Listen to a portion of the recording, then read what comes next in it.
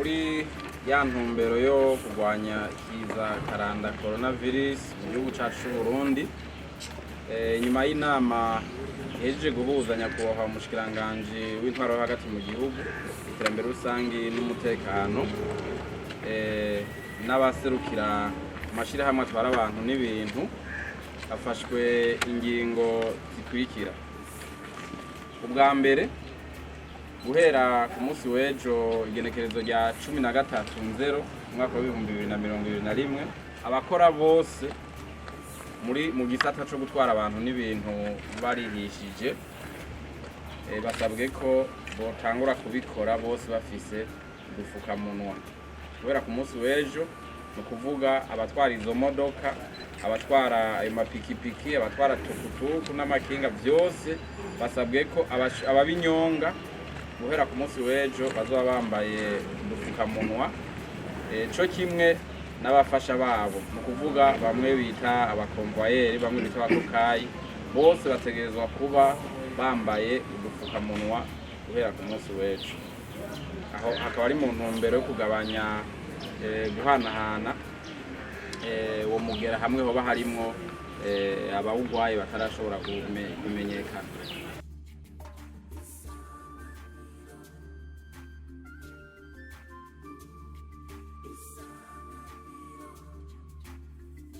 Bijanye n'amapikipiki, bisabwe ko guhera ku munsi w'ejo abatwara amapikipiki bose bategerezwa kuba bikwije, ni ukuvuga bambaye za nkofero basanzwe zibakingira, hamwe nabo nyene bambaye n'udufukamunwa, co kimwe n'abo batwara.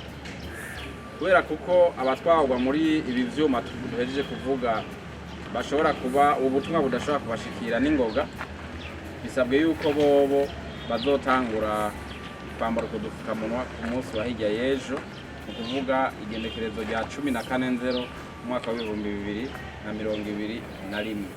Izi ngingo rero zikaba zisabwe kandi kubahirizwa mu gihugu cose. Ingingo igira gatatu ni ijanye n'ibibanza canke imanza zikunda guhuza abantu benshi. Aha turavuga cane cane nk'ibi bikorerwa mu masengero.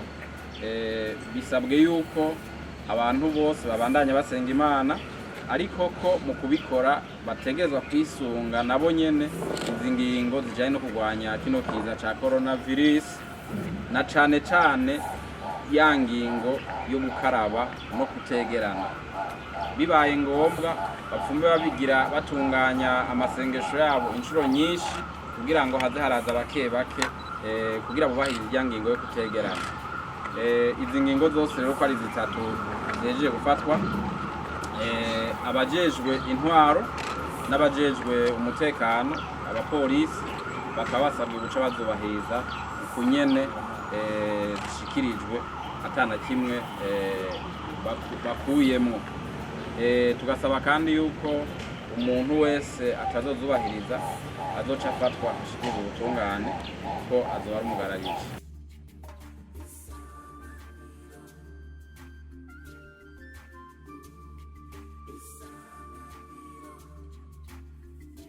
Twavuze yuko abagendera muri ibi vyuma vyose tuvuze bobo bazotegerezwa kwambara udufukamunwa guhera ku munsi wa hirya y'ejo itariki 14 z'ukwezi kwa mbere 0 umwaka wa 2021.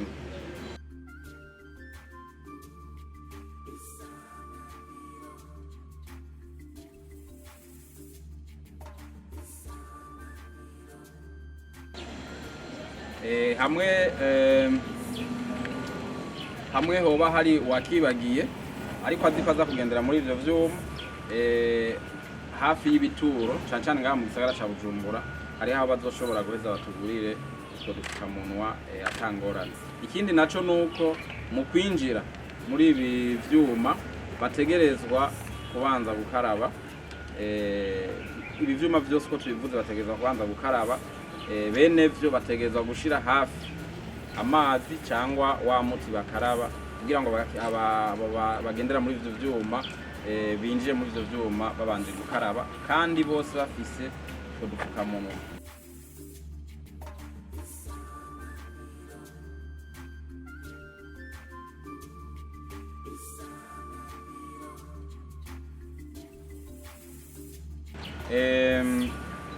izo ngingo nizerekeye abatwara abantu n'ibintu. Abagendera mu modoka zabo barazi yuko ahubwo aribo bari bakwiye kwitanga ubwa mbere, barazi kumwe basanzwe bari bikingira. Aha twokwibutsa yuko kurwanya kino kiza ari uruhara rw'umuntu uwo ari we wese. Umuntu wese ategerezwa gufata ingingo zo kwikingira wenyine. Izi tuvuga ziba ziraba abantu benshi, ziba ziraba ibisata, ni ingingo nziza zunganiriza umwe wese ategerezwa gufata aho aba ari herereye hose, guhera muhiriwe ahaca hose, ibyajamo byose murazi ko dutegerezwa kwama dukaraba buri mwanya, gukaraba kenshi gashoboka, bibaye ngombwa tugakora n'ingingo zose, tugashira mu ngingo zose ababijejwe badushikiriza. Aha tuvuga cyane cyane ubushikiranganje bw'amagara y'abantu no kurwanya umugera wa sida hamwe n'abajeje intwaro, igihe cyose badushikirije ingingo.